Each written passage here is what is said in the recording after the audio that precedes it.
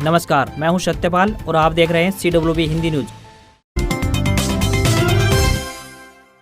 मौसम update. Haryana, Delhi, NCR में बिखराव वाली बारिश। इस दिन से फिर जोर पकड़ेगा मानसून। हरियाणा में एनसीआर, दिल्ली में आसमान पर बादलों का डेरा लगातार बना हुआ है। संपूर्ण इलाके में वातावरण में ठंडक बरकरार है और मौसम सुहावना बना हुआ है। सावन की रिमझिम फुहारों से हरियाणा और एनसीआर, दिल्ली का मौसम खुशगवार बना हुआ है। शनिवार को भी सुबह से ही हरियाणा के कई स्थानों पलवल, सोहना, तावड़ू, मेवात, महेंद्रगढ़, रेवाड़ी, फरीदाबाद, गुरुग्राम, रोहतक, झज्जर, कैथल, जींद, हिसार और सिरसा में बिखराव वाली हल्की बारिश या यूं कहीं की बूंदाबांदी देखने को मिली। जल्द ही आने वाली 26 या 27 जुलाई से मानसून टर्फ रेखा उत्तरी होने की प्रबल संभावनाएं बन रही हैं, जिस कारण से हरियाणा, एनसीआर, दिल्ली, पंजाब, उत्तर प्रदेश, बिहार, बंगाल, झारखंड सभी मैदानी राज्यों में झमाझम बारिश देखने को मिलेगी और महीने के अंत और अगस्त के प्रथम सप्ताह में भी मानसून गतिविधियों को दर्ज किया जाएगा।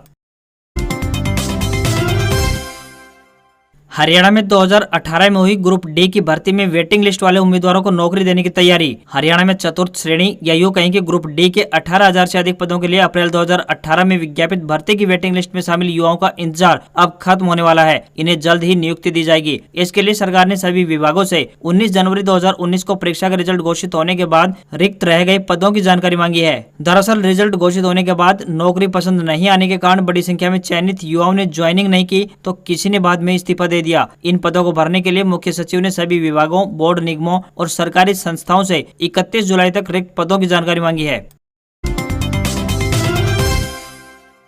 चुनाव आयुक्त धनपत सिंह का बड़ा बयान। हरियाणा में एक ही चरण में कराए जाएंगे पंचायत चुनाव। राज्य के मुख्य चुनाव आयुक्त धनपत सिंह ने कहा है कि प्रदेश में पंचायत चुनाव सितंबर महीने में कराए जाएंगे। वार्ड आरक्षण के लिए किए गए ड्रा के तहत बीसीए की सीटों को सामान्य मानकर चुनाव कराए जाएंगे। चुनाव में बीसीए वर्ग के लिए आरक्षण का निर्णय ट्रिपल लेयर टेस्ट के बाद ही तय हो सकेगा। उन्होंने कहा कि पूरे प्रदेश में पंचायती राज संस्थाओं के चुनाव एक ही चरण में कराए जाएंगे। इसके तहत पहले जिला परिषद और ब्लॉक समिति के चुनाव होंगे। इसके बाद सरपंचों और पंचों के चुनाव कराए जाएंगे। उन्होंने कहा कि कोरोना के चलते पहले ही चुनाव करीब 1.5 साल लेट हो चुके हैं। अब सितंबर महीने के अंत तक यह चुनाव करा लिए जाएंगे। फाइनल डेट का निर्धारण अब प्रदेश सरकार को करना है। 24 को हरियाणा में पीएम मोदी अस्पताल का करेंगे उद्घाटन। बनाए जाएंगे 3 हेलीपैड। युद्ध स्तर पर सड़कों की रिपेयरिंग हुई शुरू। आगामी 24 अगस्त को देश के प्रधानमंत्री श्री नरेंद्र मोदी हरियाणा में आएंगे। वे यहां ग्रेटर फरीदाबाद में मां अमृतानंदमयी अस्पताल का उद्घाटन करेंगे। प्रधानमंत्री श्री नरेंद्र मोदी के आगमन को लेकर प्रशासन ने सभी जरूरी तैयारियां अभी से शुरू कर दी है। प्रशासनिक अधिकारी प्राय प्रतिदिन ग्रेटर फरीदाबाद का दौरा कर रहे हैं। अधिकारियों ने sector 88, sector 88, 89 master road, Jain मंदिर के पास की खाली जमीन को देखा। यहाँ प्रधानमंत्री के हेलीकॉप्टर के लिए 3 हेलीपैड बनाए जाने की योजना है। आईटीआई की प्रैक्टिकल परीक्षाओं का शेड्यूल जारी। ऑनलाइन लगाई जाएगी अनुदेशकों की ड्यूटी। प्रदेश के पहले पेपरलेस विभाग कौशल विकास एवं औद्योगिक प्रशिक्षण विभाग ने इस बार हाईटेक होने का काम करते हुए 1 से 4 अगस्त तक होने जा रही आईटीआई की प्रैक्टिकल परीक्षाओं का शेड्यूल जारी कर दिया है। इस बार प्रायोगिक परीक्षा हेतु अनुदेशकों की ड्यूटी ऑनलाइन पंजीकरण के माध्यम से ही लगाई जाएगी। निदेशालय की ओर से जारी किए गए आदेशों में स्पष्ट कहा गया है कि कोई भी संस्थान का मुखिया अनुदेशकों की ड्यूटी मैनुअली नहीं लगाएगा। इसके लिए विभाग ने एनसीवीटी IMS पोर्टल पर अनुदेशकों की रजिस्ट्रेशन करवाते हुए इसकी मैपिंग करने के आदेश जारी कर दिए हैं। निदेशालय ने स्पष्ट आदेश जारी किए हैं कि परीक्षा के दौरान कोई भी संस्थान का मुखिया अपने संस्थान से अनुदेशक को विद्यार्थियों का प्रायोगिक प्रशिक्षक नियुक्त नहीं करेगा। मुखिया दूसरे संस्थान के अनुदेशक को ही प्रायोगिक परीक्षक नियुक्त कर सकता है।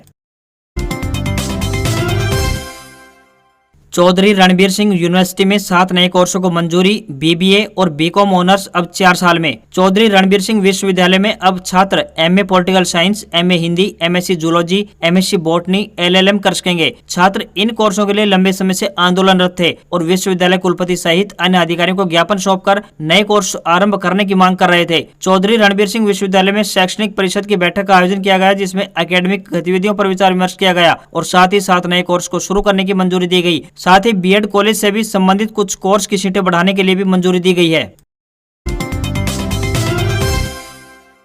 पंजाब के बाद हरियाणा सरकार भी विदेश जाने वाले अफसरों और कर्मियों पर सख्त। गृह मंत्री अनिल विज ने सभी विभागों से मांगा ब्यौरा। हरियाणा सरकार के विभिन्न विभागों से लंबी छुट्टी लेकर विदेश जाने वाले अफसरों कर्मियों पर आने वाले वक्त में सख्ती होने जा रही है। हरियाणा प्रदेश के गृह एवं सेहत मंत्री अनिल विज ने अपने सभी विभागों से इस तरह के कर्मियों व अफसरों का ब्यौरा तलब कर लिया है, जिसके बाद में इन पर शिकंजा कसने की तैयारी है। अब बिना अप्रूवल मिले बाहर जाने वाले कर्मियों पर भी ज्यादा सख्ती होने जा रही है। इस तरह के कुछ मामले में मंत्री ने अफसरों को अनुशासनात्मक कार्रवाई करने के लिए कहा है यहाँ पर उल्लेखनीय है कि पड़ोसी राज्य पंजाब ने शिक्षा विभाग और स्वास्थ्य विभाग में लंबी छुट्टी लेकर विदेशों में रह रहे अफसरों, कर्मियों, शिक्षकों को नौकरी से बाहर करने की प्रक्रिया की शुरुआत कर दी है। भारी बारिश से जम्मू श्रीनगर राजमार्ग बंद, अमरनाथ यात्रा भी रुकी। देश के तमाम हिस्सों में भारी बारिश से तबाही होने की तस्वीरें सामने आ रही हैं। इसी कड़ी में जम्मू कश्मीर में तेज बारिश के चलते जम्मू श्रीनगर राजमार्ग बंद कर दिया गया है। वहीं अमरनाथ यात्रा भी रोक दी गई है। कई तीर्थ यात्रियों के जत्थे को सुरक्षा के मद्देनजर जम्मू लौटाया जा रहा है। मौसम विभाग की माने तो देश के तमाम हिस्सों में बारिश का दौर जारी रहेगा। उत्तराखंड, हिमाचल प्रदेश और जम्मू कश्मीर समेत पहाड़ी राज्यों में भी जबरदस्त बारिश देखने को मिल रही है। कई इलाकों में पहाड़ों पर बादल फटने की भी आशंका है। इसके लिए लोगों को पहले से ही अलर्ट जारी कर सुरक्षित स्थानों पर पहुंचाया जा रहा है। सीबीएसई एग्जाम 2023 अपडेट, कक्षा 10वीं और 12वीं की परीक्षा तिथि घोषित। इस तारीख से शुरू होंगे एग्जाम। केंद्रीय माध्यमिक शिक्षा बोर्ड यानी सीबीएसई द्वारा कक्षा 10वीं और 12वीं का रिजल्ट जारी कर दिया गया है। रिजल्ट जारी होने से निश्चित तौर पर इंतजार कर रहे लाखों स्टूडेंट्स को राहत पहुंची है। बता दें कि सीबीएसई बोर्ड द्वारा रिजल्ट घोषित करने के साथ ही शैक्षणिक सत्र 2022-23 के लिए परीक्षा तिथियों की घोषणा भी कर दी है। यह परीक्षाएं अगले साल फरवरी में आयोजित होंगी। सीबीएसई बोर्ड ने घोषणा की है कि 15 फरवरी से 10वीं और 12वीं कक्षा की वार्षिक परीक्षा का आयोजन किया जाएगा।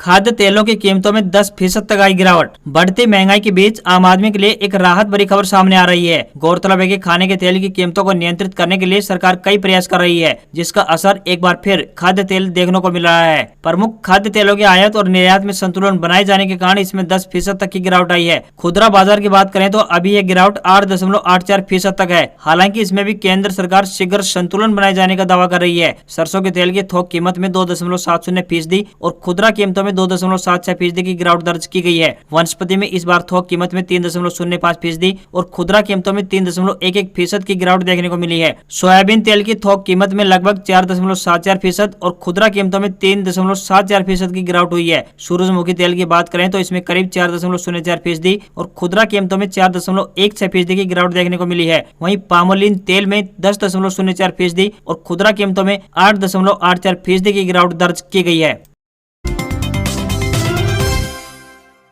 340 कमरे के राष्ट्रपति भवन में रहेंगे द्रौपदी मुर्मू। जानिए कितना होगा वेतन, क्या और रहेंगी सुविधाएं। देश को अपना 15वां राष्ट्रपति मिल चुका है। ये पूरे हिंदुस्तान के लिए गौरव का पल है, क्योंकि भारत के सर्वोच्च पद एक आदिवासी महिला आसीन होने जा रही है। 25 जुलाई को जब द्रौपदी मुर्मू का शपथ ग्रहण समारोह होगा तो इस शपथ के साथ ही 64 वर्ष की द्रौपदी मुर्मू देश की सबसे युवा राष्ट्रपति भी बन जाएंगे। फिलहाल अभी तक ये गौरव देश के पूर्व राष्ट्रपति नीलम संजीव रेड्डी को प्राप्त है, जो कि भारत के 6ठे प्रेसिडेंट थे। मालूम हो कि राष्ट्रपति भारत का पहला नागरिक होता है और उसके पास कुछ विशेष अधिकार भी होते हैं। भारत देश के महामहिम को 5 लाख रुपए मासिक सैलरी मिलती है। इसके अलावा राष्ट्रपति को रहने को भवन, फ्री मेडिकल सुविधा, फ्री घूमने की सुविधा, फ्री डोमेस्टिक हेल्प भी दिया जाता है। जबकि राष्ट्रपति की देखरेख में करीब 200 लोग लगे रहते हैं, क्योंकि राष्ट्रपति भवन में कुल 340 कमरे हैं। सेवानिवृत्ति के बाद राष्ट्रपति को 1.5 लाख रुपए प्रति महीने पेंशन मिलती है। राष्ट्रपति की पत्नी को भी प्रति महीने 30,000 रुपए तक मिलते हैं। उन्हें रहने के लिए किराया मुक्त बंगला भी मिलता है, जिसमें वे अधिकतम 5 कर्मचारी रख सकते हैं और साथ ही मुफ्त ट्रेन या फिर हवाई जहाज की यात्रा का लाभ भी मिलता है।